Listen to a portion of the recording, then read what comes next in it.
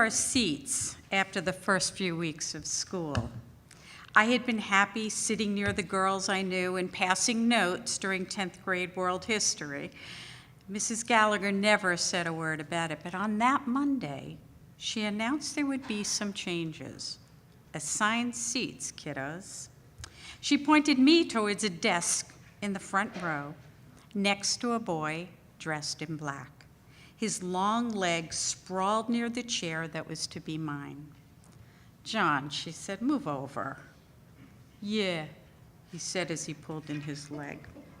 I stood as far away from him as our touching desks would allow and nodded, "Hello." "Hey," he said. He was one of the guys who smoked Marlboros near the blue mailbox across the street from the school and catcalled the girls who walked by. "Nice, baby," they cooed. We all wore skirts back then with tights or knee socks and penny loafers. The girls with teased hair wore stockings with their white sneakers, and they were as tough as the boys. "Fuck you," they'd say to the guys as they walked by. I said nothing and tried to avoid the mailbox.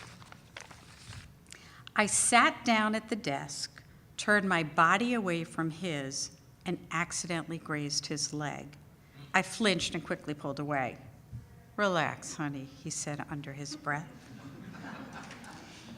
In time, I did relax, and in time, I did what I do. "Nice sweater," I said as I glanced at the black cardigan covering his tailored white shirt. "You like it?" "Great color," I said. "It matches your pants." He closed his eyes halfway and smiled. "Just for you, baby." His long black hair was slicked back and reached past his collar. He began to tease me back. "How are all your girlfriends?" he said in that low voice.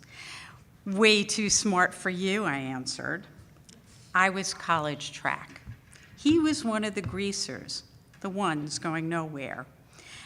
They were the kids who drank and used drugs and wore black leather jackets and pointy black boots.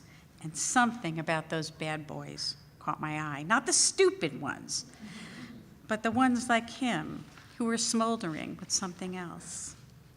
"John," Mrs. Gallagher would say, "what's the answer?"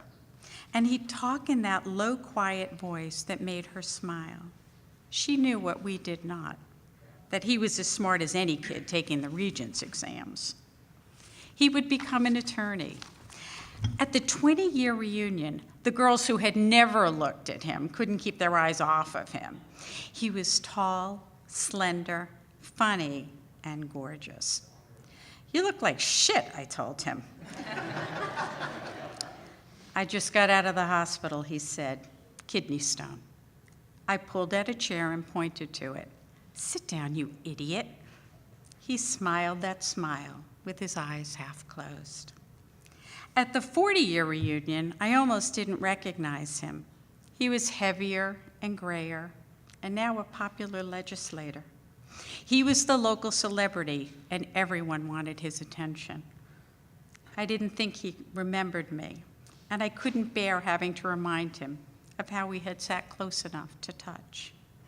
When it was time to take the group picture on the dance floor at the end of the night, I felt a hand on my shoulder.